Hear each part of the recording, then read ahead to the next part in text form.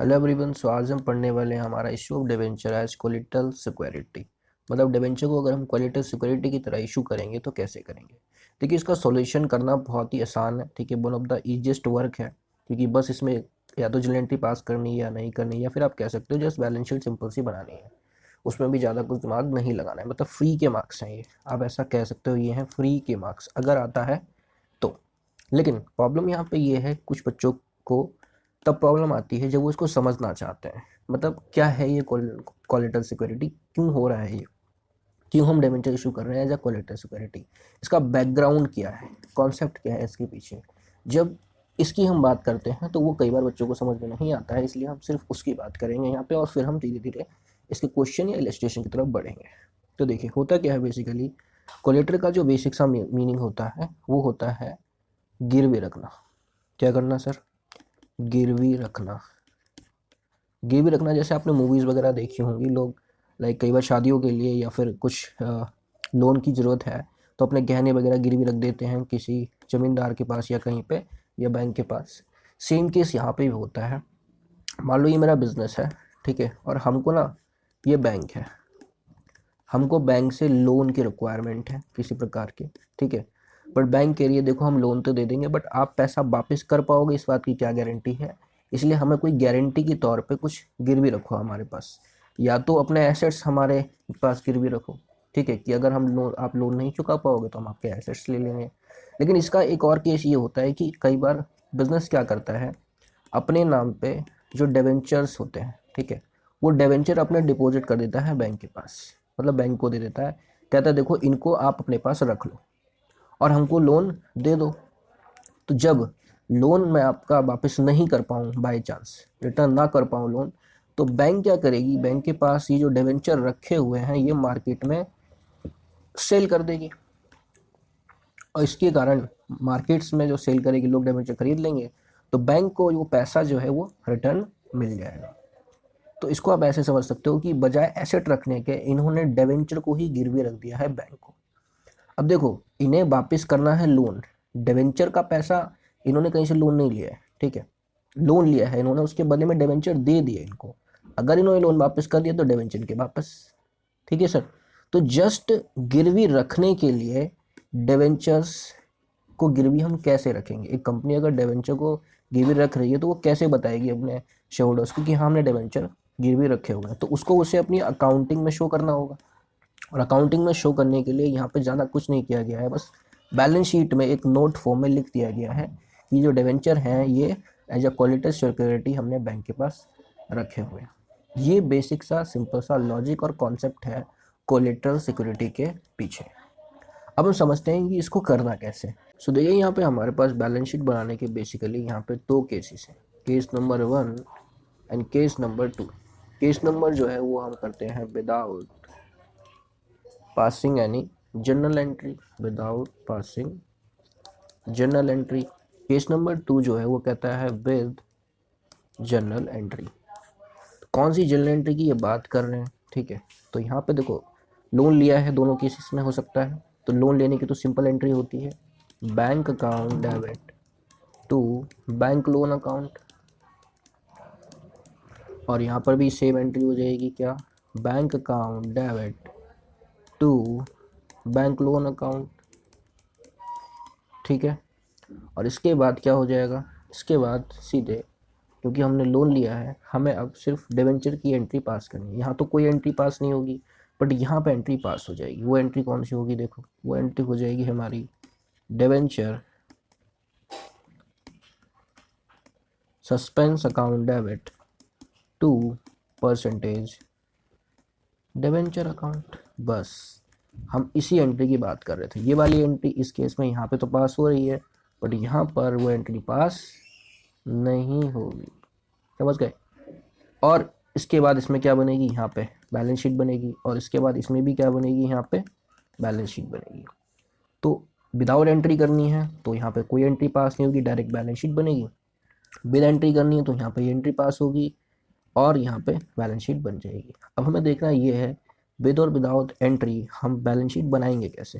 तो इसके लिए मैं ले चलता हूँ सीधे आपको एक इलस्ट्रेशन के पास, जहाँ पे आप इसको डायरेक्टली समझ सकते हैं। तो चलते हैं हम इलस्ट्रेशन के पास। एवरीवन, सो ये है हमारा इलस्ट्रेशन नंबर 21 और यहाँ पे कुछ ये इलस्ट्रेशन है कोलेटरल सिक्योरिटी से related, debenture issued at collateral security. तो यहाँ पे यह हयात लिमिटेड है, took loan of 8 lakh. Hayat Limited ने लोन लिया है 8 लाख रुपए का, कहाँ से? स्टेट बैंक ऑफ इंडिया से, and issued 10,000 9% debenture of 100 each. और यहाँ पे क्या किया है इन्होंने, 10,000 9% डिबेंचर इशू कर दिए हैं जो कि 100 रुपये वाले थे। और फिर क्वेश्चन कह रहे हैं how will the issue of debenture be shown in the balance sheet. अब अगर हमने एज अ कोलेटरल सिक्योरिटी दिए हैं डिबेंचर तो इसको हम बैलेंस शीट में कैसे शो करेंगे? हमें दो तरीके से शो करने हैं, केस 1 और केस 2। केस नंबर 1 है when general entry is not passed, और दूसरा केस है when general entry is passed. और यही दोनों केसेस हमको सीखने थे। तो ये देखोगे आप यहाँ पे इसका पहला सॉल्यूशन दिया हुआ है जिसमें लिखा हुआ है first method when general entry is not passed. मतलब डिबेंचर से रिलेटेड हम कोई एंट्री पास नहीं करेंगे बल्कि हम डायरेक्टली बैलेंस शीट हम शो करेंगे। तो यहाँ देखो एक बैलेंस शीट बनी हुई है, an extract of balance sheet. अब एक्सट्रैक्ट क्यों है? क्योंकि ये नीचे बैलेंस शीट बनी हुई है, पूरी बैलेंस शीट नहीं है, इसीलिए इस पर लिखा हुआ है एक्सट्रैक्ट। फिर यहाँ पे डेट आपको डालनी है एज एट। फिर आप देखोगे यहाँ पे इन्होंने पूरा का पूरा जो कंपनी की बैलेंस शीट होती है उसका फॉर्मेट बनाया हुआ है। यहाँ पे बिल्कुल आपको ऐसे ही पर्टिकुलर्स लिखने हैं, यहाँ पर आपको ऐसे ही नोट नंबर लिखना है, यहाँ पर ऐसे आपको अमाउंट्स लिखना है। फिर आपको पहली लाइन लिखनी है कॉपीज़ में इक्विटी एंड लाइबिलिटी, इसी तरीके से कैपिटल में कोशिश करिए लिख दीजिए। फिर नीचे आपको लिखना है नॉन करंट लाइबिलिटी, और नॉन करंट लाइबिलिटी में कौन सी बोरोइंग है? ये है long term borrowing. Long term borrowing कितने रुपए की है? तुमने 8 लाख रुपए का लोन लिया है, इसीलिए यहाँ पर देखो नोट नंबर 1 और आगे लिखा हुआ है 8 लाख रुपए।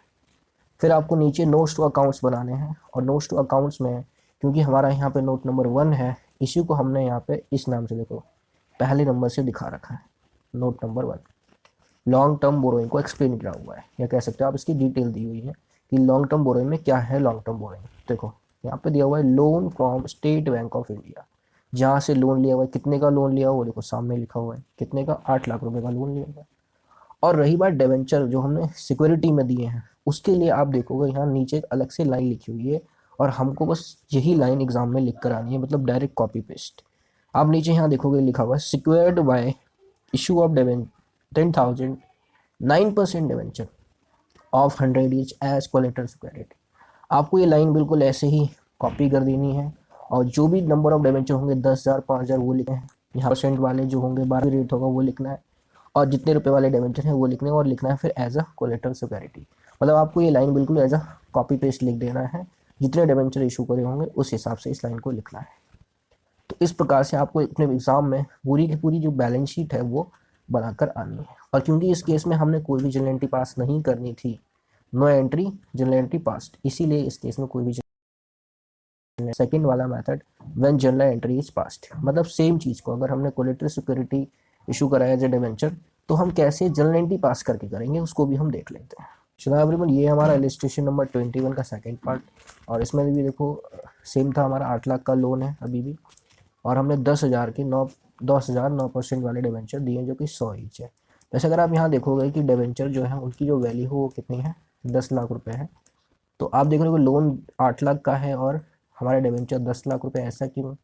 तो ऐसा इसलिए क्योंकि देखोगे आप जब भी सिक्योरिटी दी जाती है तो वो हमेशा आपके लोन से ऊपर की होती है। मतलब अगर आप 5 लाख का लोन लेने गए हो तो कभी भी आप वहाँ पे अपनी 2 लाख की लैंड को गिरवी नहीं रख सकते, ठीक है? आपको उससे ज़्यादा की लैंड को गिरवी रखना पड़ेगा, मतलब 6 लाख 7 लाख 8 लाख कुछ इस प्रकार से, क्योंकि ये जो लोन है इस पर कल को इंटरेस्ट भी लगेगा, हो सकता है आपको वो इंटरेस्ट भी आप ना दे पाओ। तो इस केस में क्या होगा, 5 लाख प्लस इंटरेस्ट, मतलब अमाउंट और बढ़ेगा, कम नहीं होगा। इसीलिए क्या किया जाता है, हमेशा जो गिरवी चीज़ें रखी जाती हैं कोलेटरल में वो हमेशा आपकी लोन की वैल्यू से ज़्यादा ही होती है। तो 8 लाख का लोन है, ठीक है, और यहाँ पे जो हमने गिरवी रखा है वो 8 लाख के लोन पे बेसिकली क्या किया है, हमने 10 लाख की चीज़ों को गिरवी रखा है। तो 8 लाख का लोन है और 10 लाख का हमारे पास जो चीज़ें हैं, मतलब डिबेंचर हमने गिरवी रख दी है। अब हम सेकंड वाला केस कर रहे थे, तो यहाँ पे सेकंड वाले केस में आप देखोगे when general entry is passed, तो आप देखोगे यहाँ पे सेकंड मैटर में जनरल एंट्री हमने सबसे पहले पास कर दी। क्या जनरल एंट्री करी है? Very simple general entry, debenture suspense account debit to 9% debenture, और हमने ये नरेशन लिख दिया है। और उसके बाद देखो कितने लाख के हमने डिबेंचर गिरवी रखे हैं, 10 लाख के, तो 10 लाख के डिबेंचर हो गए गिरवी।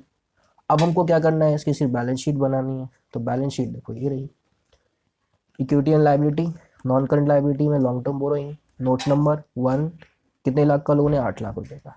इसको बाद में हमने कहाँ शो किया है, लॉन्ग टर्म बोरोइंग में। कहाँ से लोन लिया है, loan from State Bank of India.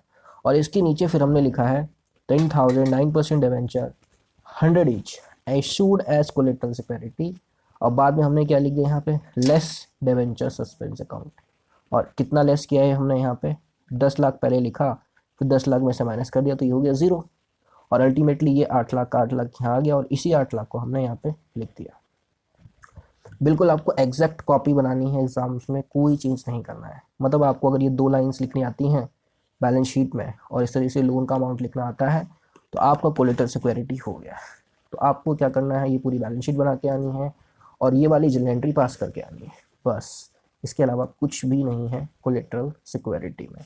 तो एक था विदाउट जर्नल एंट्री, एक है विद जर्नल एंट्री। बस आप इतना ध्यान रखना, विदाउट जर्नल एंट्री जब आप करते हो तो आप ऐसे नहीं लिखते हो, आप बस एक लाइन लिखते हो।